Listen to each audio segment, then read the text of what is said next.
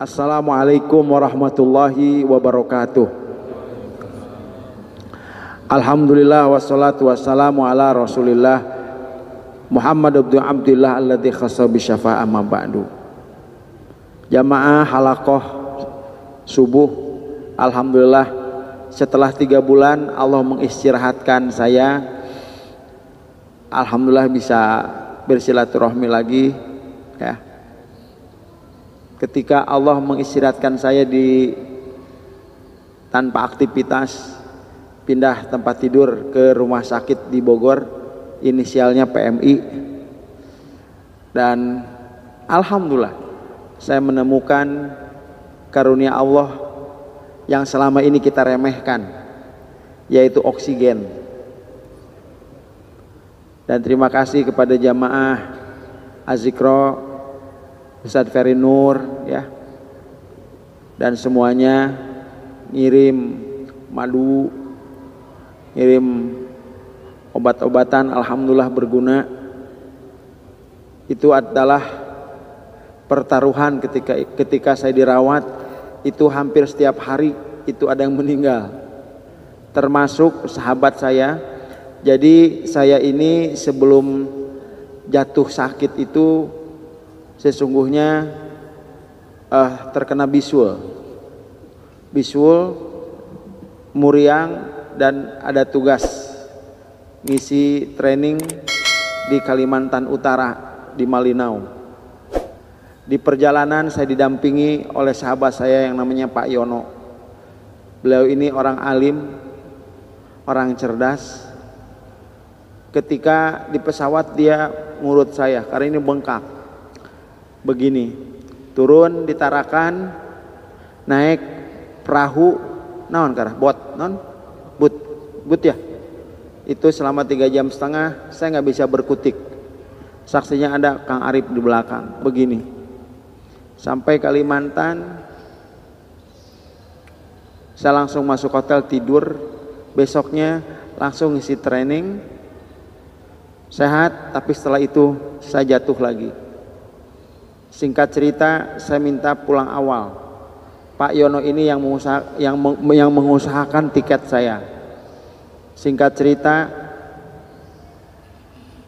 saya balik ke Bogor, tapi dalam perjalanannya sampai bandara di Tarakan, saya ketinggalan pesawat. Kabayang deh, begini. Nanti endingnya akan ada pelajaran. Setelah itu besoknya saya penerbangan pagi.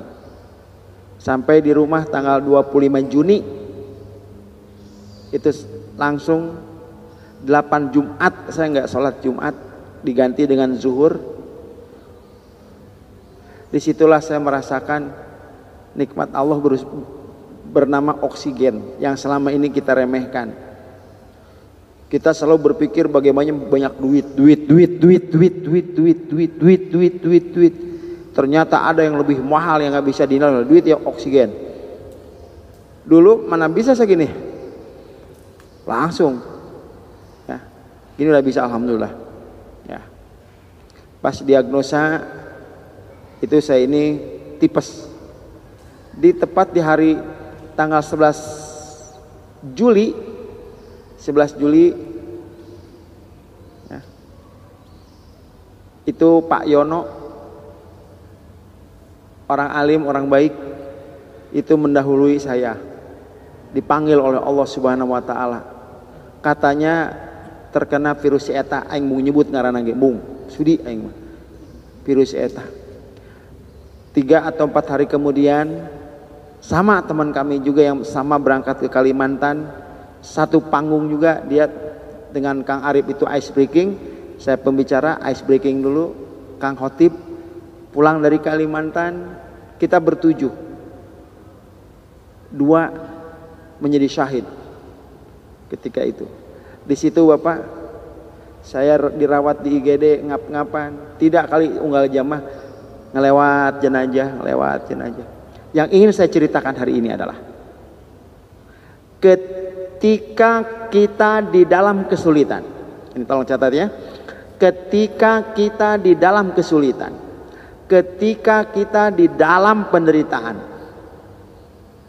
Hikmahnya adalah ketika saya sakit, tolong cari karunia Allah yang ada dalam diri kita. Fokus kepada karunia yang Allah berikan. Jangan fokus kepada sakit, tapi cari karunia Allah yang ada dalam diri kita. Dan bersyukur dan tersenyum dan berdoa kepada Allah. Alhamdulillah ya Allah ya Rabb, Engkau masih memberikan hamba nafas walaupun tersengal-sengal. Itu mendadak imun naik. Psh.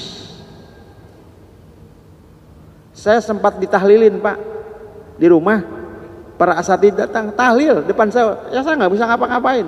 Ngomong nggak bisa, napas tersengal-sengal, jalan nggak bisa. Ya udah teman-teman tahlil, dibacain, tahlil, selesai. Nah, ini yang saya sampaikan. Ini saya bercerita, kuncinya cuma satu. Ketika kita sedang menderita, ketika kita sedang kesulitan, fokus kepada karunia Allah yang Allah berikan yang ada dalam diri kita. Insya Allah itu merupakan kekuatan yang sangat luar biasa. Demikian. Alhamdulillah, terima kasih. Ya. Baik, kita lanjutkan. Ini hadisnya lumayan panjang.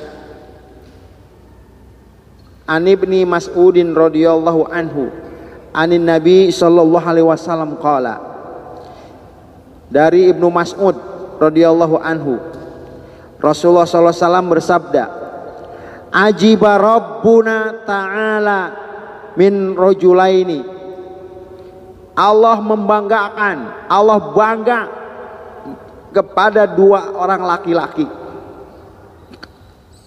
Yang pertama, rajulin thara'an wa anwitaihi, seorang laki-laki yang meninggalkan tempat tidurnya, walihafihi dan selimutnya, mimbaini ahlihi, ketika dia tertidur di antara keluarganya, wahibbihi dan orang yang dia cintai yaitu istrinya, ila salatihi dan dia berangkat salat.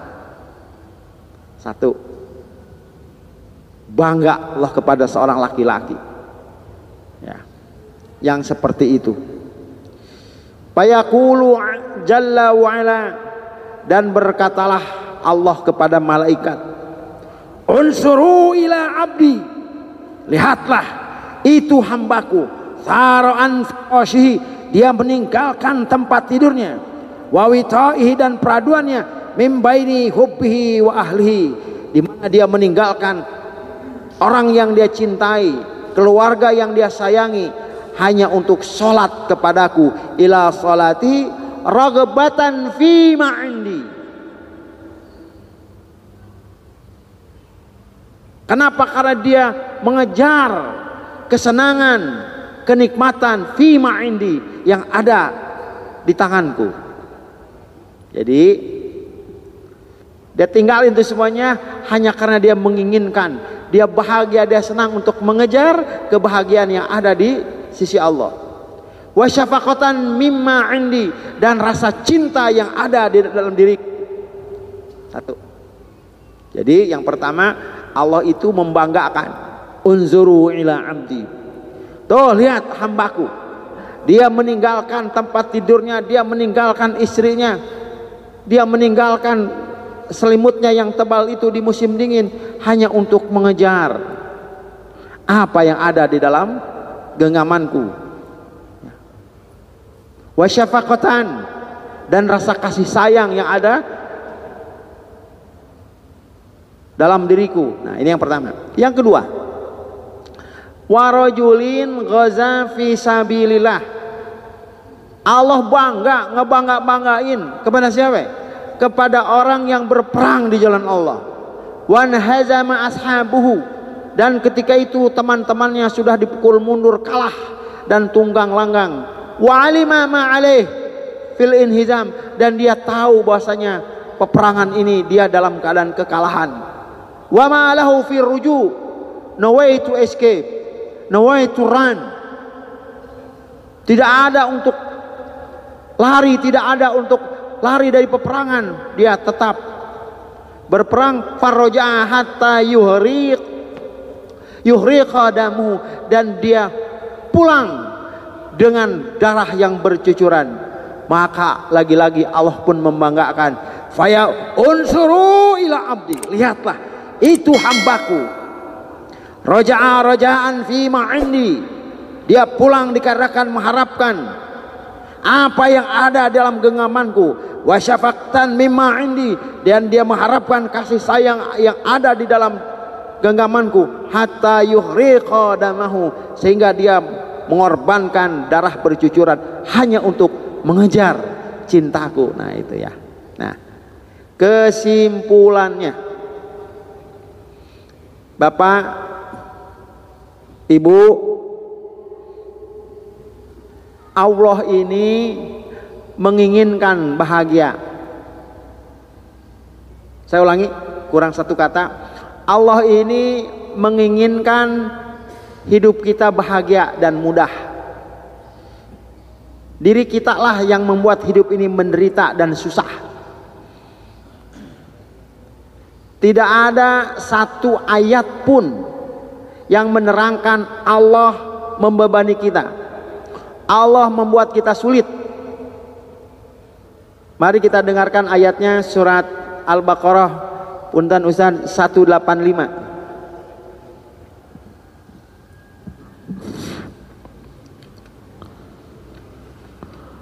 أعوذ بالله من الشيطان الرجيم بسم الله الرحمن الرحيم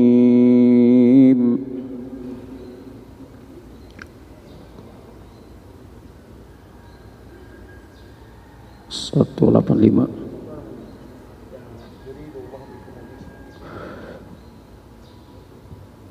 شهر رمضان الذي أنزل فيه القرآن هدى للناس وبينات من الهدى والفرقان فمن شهد منكم الشهر فليصمه ومن كان مريضا أو على سفر فعدة من أيام أخر يريد الله بكم اليسر ولا يريد بكم العسر ولتكملوا العدة ولتكبروا الله على ما هداكم ولعلكم تشكرون.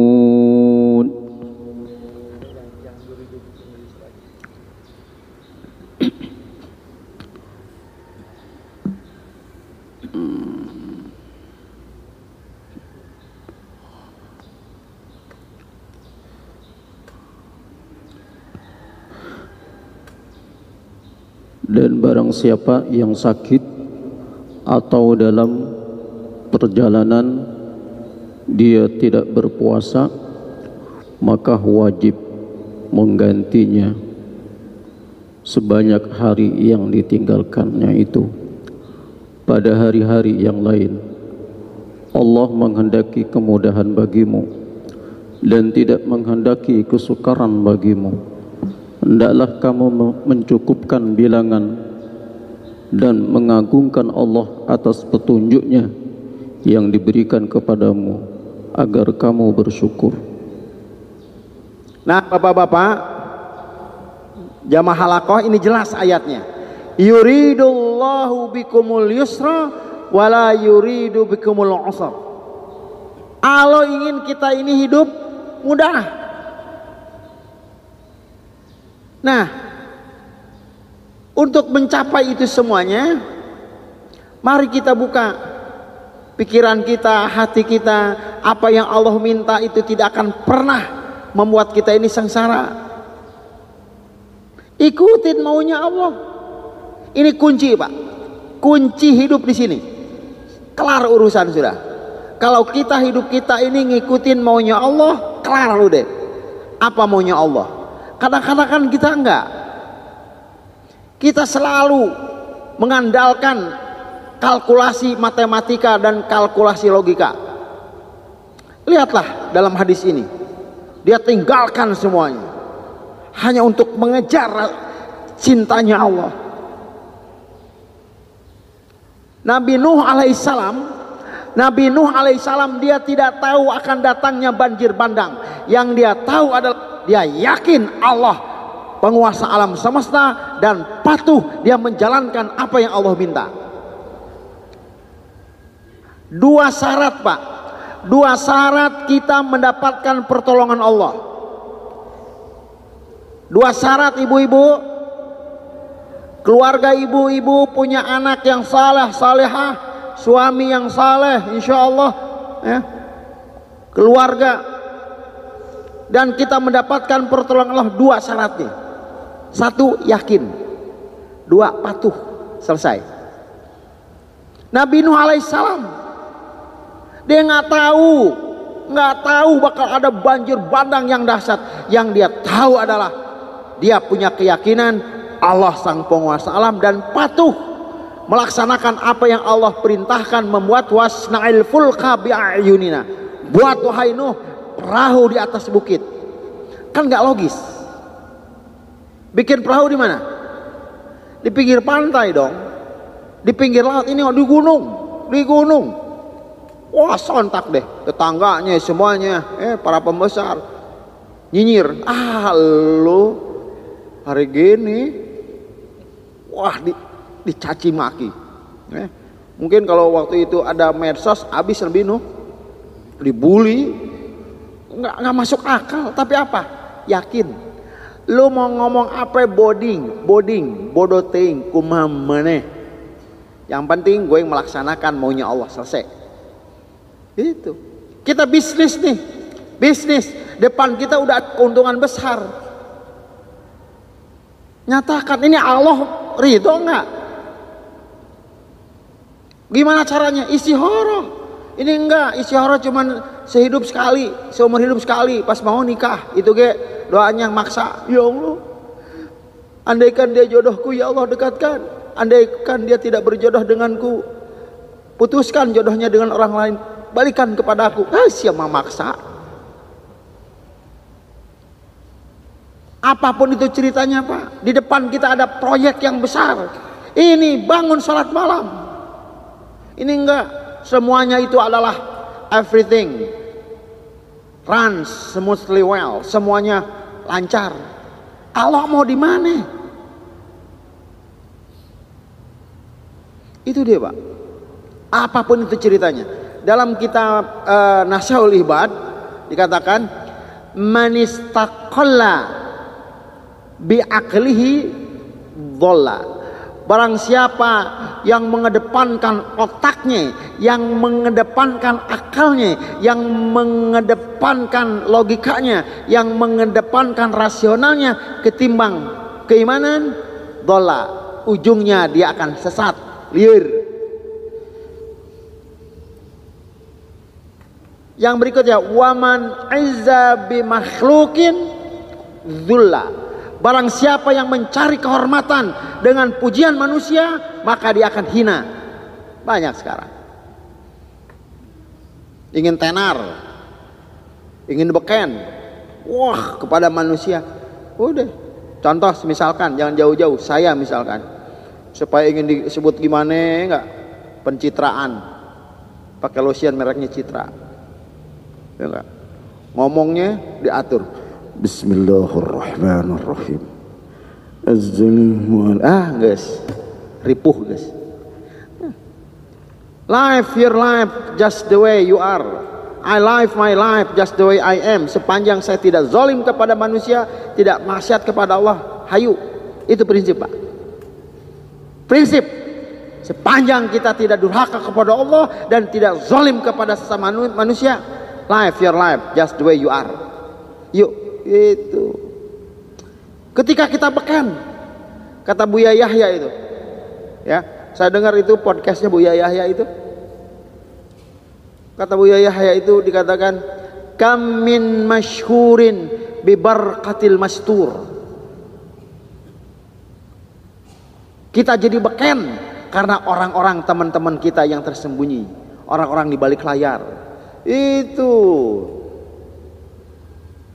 Makanya Allah menyampaikan kepada Rasulullah dalam hadisnya, innakum tunsaruna wa turzaquna bidu'afaikum. Kalian ditolong, dibantu dikarenakan apa? Dikarenakan orang-orang du'afa di antara kalian. Seorang direktur punya perusahaan gede. Emang yang nyuci bajunya siapa? Mak Onah. Punya kebun banyak. Emang yang ngaritnya siapa? Mau itu orang kaya kagak. Itu dia. Balik lagi ke hadis ini. Jadi gitu. Ini pertaruhan, Pak. Kita mau ngejar apa? Ini raghbatan fima indi wa syafaqatan mimma indi. Yuk kita kejar apa yang ada di genggaman Allah. Yuk kita dengarkan surat Zukhruf 32. Tafadhol Ustaz.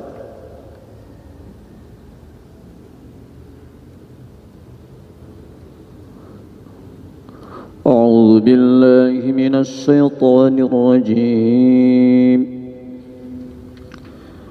Bismillahirrahmanirrahim.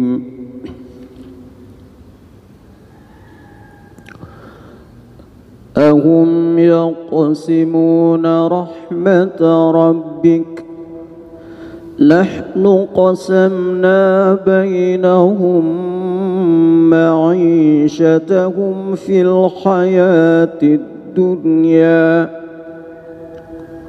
wa rafa'na ba'dahum fawqa ba'din darajatin liyattakhidha ba'duhum ba'dan sukhriya wa rahmatu rabbika khairum mimma yajma'un. Apakah mereka yang membagi-bagi rahmat Tuhanmu? Kamilah yang menentukan penghidupan mereka dalam kehidupan dunia, dan kami telah meninggikan sebahagian mereka dari sebahagian yang lain beberapa derajat, agar sebahagian mereka dapat memanfaatkan sebahagian yang lain, dan rahmat Tuhanmu lebih baik dari apa yang mereka kumpulkan. Syukran Ustaz. Tuh. Rahmat Allah lebih baik daripada kekayaan manusia yang dikumpulkan. Itu. Makanya bapak-bapak itu. Sekali lagi, kita mendapatkan pertolongan Allah dengan dua syarat. Yakin dan patuh. Yakin, iman, patuh itu amal soleh. Nabi Musa alaihissalam, dia tidak tahu bahwasanya tongkatnya bisa membelah lautan. Yang dia tahu adalah dia yakin Allah yang menggerakkan alam semesta, dan dia patuh menjalankan apa yang Allah mau. Nabi Ibrahim alaihissalam, dia tidak tahu akan dikirim domba besar sebagai pengganti Nabi Ismail ketika Nabi Ismail nyaris mati, disembelih dengan pisau yang tajam. Tereng, dikirim tuh, bikin domba gede. Yang Nabi Ibrahim tahu apa? Ngejalanin. Sok aja Nabi Ibrahim. Nabi Ibrahim, Rabbi habli minas salihin, ya Allah ya Rabb, berikan hamba anak yang soleh. Punya anak, berojol, ditinggalkan. Ila aina anta dhahib ya Ibrahim? Ini dhahibun ila Rabbi sayahdin. Aku ingin pergi menuju Allah dan Allah akan memberikan petunjuk.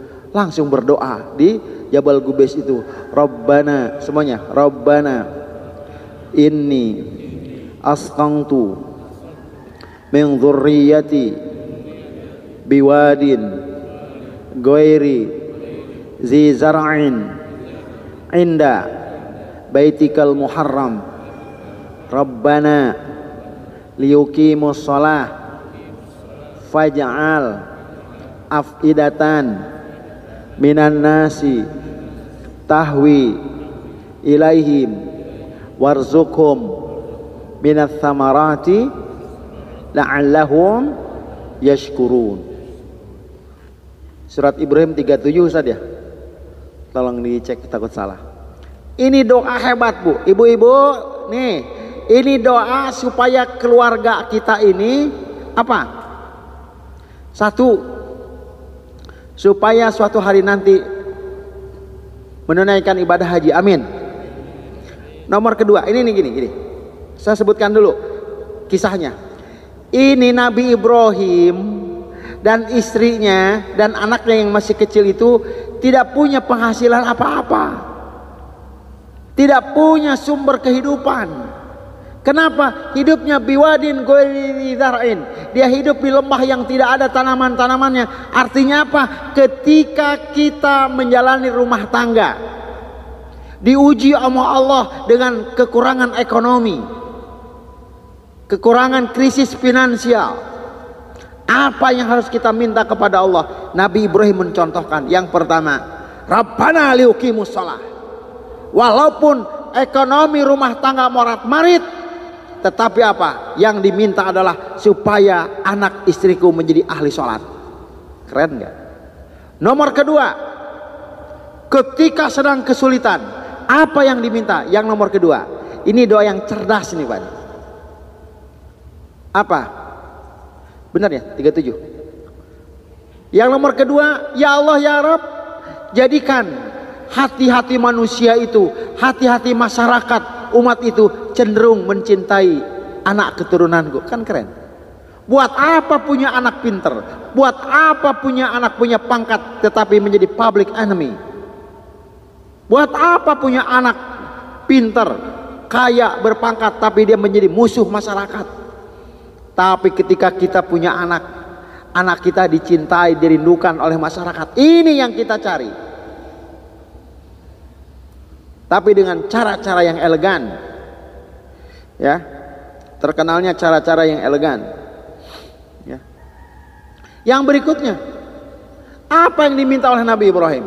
Yaitu baru minta rezeki, tapi rezekinya pun untuk apa? Untuk bersyukur, berbagi dan memberi. Itu. Balik lagi ke materi kita. Ini kalau orang suka mencari-cari cara, bukan mencari. Kalau mencari-cari itu konotasinya negatif. Orang selalu mencari keridhaan Allah, hidupnya akan tenang. Serius. Tetapi ketika kita hidup tidak mau mengikuti keinginan ilahi, siap-siap frustasi dan depresi. Saya ulangi lagi. Kalau kita hidup tidak mengikuti keinginan ilahi, siap-siap hidup frustasi dan depresi. Surat Thaha, Ustaz, yang waman a'radu an zikri. Mari kita dengarkan ayatnya. Bagaimana ketika kita nggak mau ngikutin maunya ilahi, apa yang terjadi? Silakan Ustaz. Bismillahirrahmanirrahim. Wa man a'rada an dzikri fa inna lahu ma'ishatan dhanka wa nahsyuruhu yawmal qiyamati a'ma. Dan barang siapa berpaling dari peringatanku, maka sungguh dia akan menjalani kehidupan yang sempit, dan kami akan mengumpulkannya pada hari kiamat dalam keadaan buta. Tuh Pak, ini waman a'radu an dzikri. Kalau kita hidup nggak mau ngikutin maunya ilahi, nggak mau mengikuti apa yang maunya Allah. Kalau kita hidup berpaling dari peringatan Allah, berpaling daripada perintah Allah, apa yang terjadi? Fa innalahu ma'isyatan dhanka, maka hidup balangsak bagi seperti itu. Walaupun dia kaya, tapi endingnya lah kebalangsakan. Walaupun dia tenar, endingnya lah kebalangsakan. Ini di dunia. Wa nahsyuru yaumal qiyamati a'ma. Dan kami kumpulkan orang yang seperti itu di hari kiamat dalam keadaan buta, dan orang ini protes kepada Allah, ya Rabb lima hasyartani a'ma wa qad kuntu basira. Ya Allah, ya Rabb, kenapa engkau kumpulkan kami dalam keadaan buta, bukankah dulu aku hidup dalam keadaan melek? Apa kata Allah? Wa kadzalika ataska ayatuna panasita.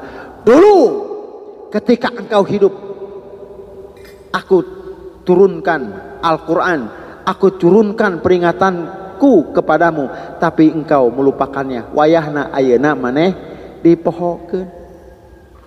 Kalau oleh ayahanda almarhum Kiai Haji Khodamul Kudus, yaitu Allah yarham, Bapak Kiai Haji Ukon Bulko ini, ayat ini disimpelin langsung ngerap gitu. Mun maneh hirup nuturkeun kahayang kuring, maka mun maneh maot kuring bakal nuturkeun kahayang maneh. Ini subtitlenya ada sini ya, kebaca. Kalau engkau hidup mengikuti aturan diriku, maka ketika engkau mati, aku akan mengikuti apa maumu. Kita mati pengen apa, Pak?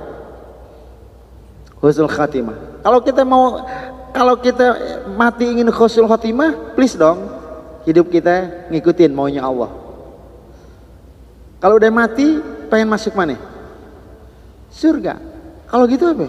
Ya ikutin dong maunya Allah. Selesai. Hidup ini sederhana. Ini sering sekali saya mengutarakannya ini. Life is a simple thing, we are who make it complicated. Ini mungkin 70 kali saya omong ini. Hidup ini sederhana. Gengsi kita, ambisi kita, ego kita yang membuat hidup ini jelimet. Titik segede hulu kalapa. Sok, Pak. Makanya kembali kepada hadis ini, kita cari kesenangan, kita cari kebahagiaan, kita cari kasih sayang dengan cara apa? Salat malam. Itu. Hidup ini jangan kata limbeng. Apa kata limbeng? Apa kata limbeng? Nah, itu nyasar. Bukan, kata limbeng itu bingung, ciliwung, liar. Karena dua nih hidup ini, antara hakikat dan casing. Casing dan isi. Ini isinya apa? Susu. Wadahnya apa? Gelas. Kita mau nyari gelas apa, nyari susunya? Susunya, selesai. Tapi perlu juga dong susu, perlu juga dong wadah, ya, tapi bukan tujuan. Nikah, hakikat nikah apa? Menghalalkan hubungan laki-laki perempuan yang bukan mahram dengan ikatan syariat, itu nikah. Ini inti nikah. Mau di gedung, mau di hotel, itu casing. Makan, hakikatnya apa makan? Menghilangkan rasa lapar, mempertahankan tubuh, ya enggak? Adapun mau makan pakai gepuk, pakai rendang, pakai ikan asin, itulah casing. Gitu. Hampir tiap hari saya makan gepuk, gep kerupuk. Nah, begitu. Balik lagi ke materi ini. Saya tertarik dengan rogbatan fi ma'indi wa syafaqatan mimma indi. Ini yang kita kejar. Di sisi Allah kita kejar. Lantas ada pertanyaan.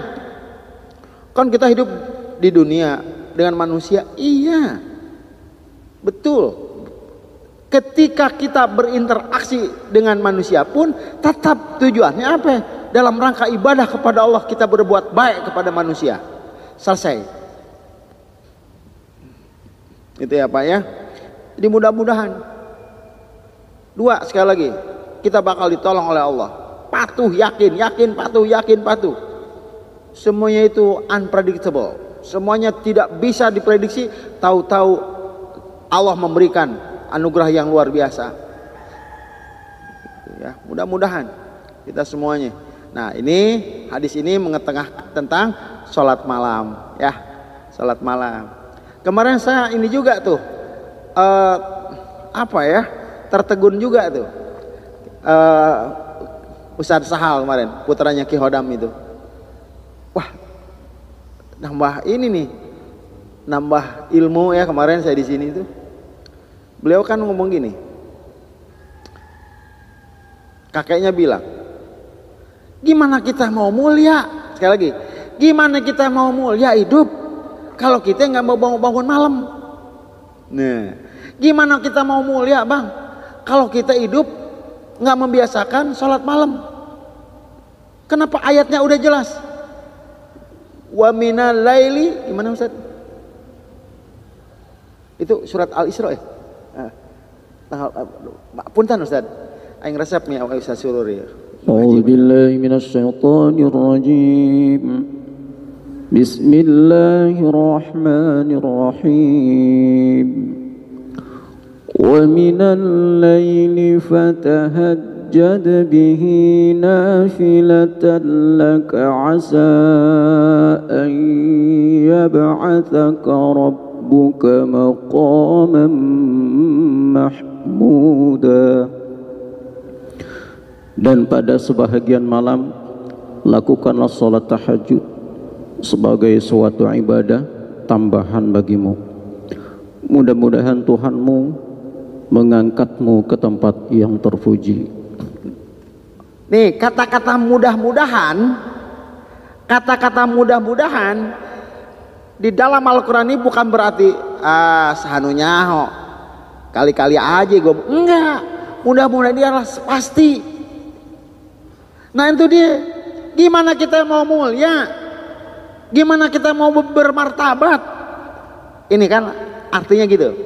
Kalau kita nggak mau bangun sholat malam, kita bangun malamnya kalau pas ini Barcelona lawan Persib, disiapin baker ya nggak, kopi liong, keripik, ininya nanti ringtone nanti bu lain namanya reminder non, olah ke situlah alarm, saya amat alarm. Wah, istrinya bilang, Pak, sini lo, bangunin gue lo, jam 1:30 Barca main. Wah, ketiduran, bangun jam 4, ngamuknya. Bangun jam 5, subuh kaberangan, ngamuknya. Lo gak bilang, wah, ngebelain bola. Itu dia. Nah itu ya. Demikian apa yang bisa sampaikan. Kesimpulannya, kita akan dibanggakan oleh Allah di depan para malaikat kalau kita terbiasa salat malam. Walaupun 2 rakaat salat malam. Kita latih anak-anak kita sejak bayi, sejak kecil. Bagaimana caranya? Ketika jam 3:30, jam 4 bangunkan. Walaupun dia tidak bangun, dia merasakan hawa pertengahan malam. Deh bangun deh, tidur lagi nggak masalah. Jadi pori-porinya, kulitnya itu sudah merasakan sensasi nikmatnya pertengahan malam. Ya, mudah-mudahan kita semuanya dimampukan oleh Allah untuk beribadah dengan tulus ikhlas. Dan sekali lagi sebelum saya tutup, supaya menjalani hidup ini penuh dengan kenikmatan, bahagia, sekali lagi Allah menginginkan kita ini bahagia, tidak menderita. Kita menderita karena kita saja. Sebelum saya tutup, ketika kita menghadapi peristiwa apapun dalam hidup ini, katakanlah, ketika peristiwa itu menyakitkan kita, katakanlah, ya Allah, aku ridho dan ikhlas. Apapun yang terjadi hari ini adalah tanda-tanda kebaikan dan kebahagiaan darimu. Saya ulangi, ketika kita ini menghadapi masalah yang berat, kita dikecewakan, dagangan kita rugi, kita ditipu, katakanlah afirmasi ini, ya Allah, hamba ikhlas. Apa yang hamba terima hari ini, dagangan hamba ada yang nipu, dan hamba yakin inilah tanda-tanda turunnya kebaikan, kebarokahan darimu. Tolong itu. Kita tutup celah-celah setan untuk menggoda kita.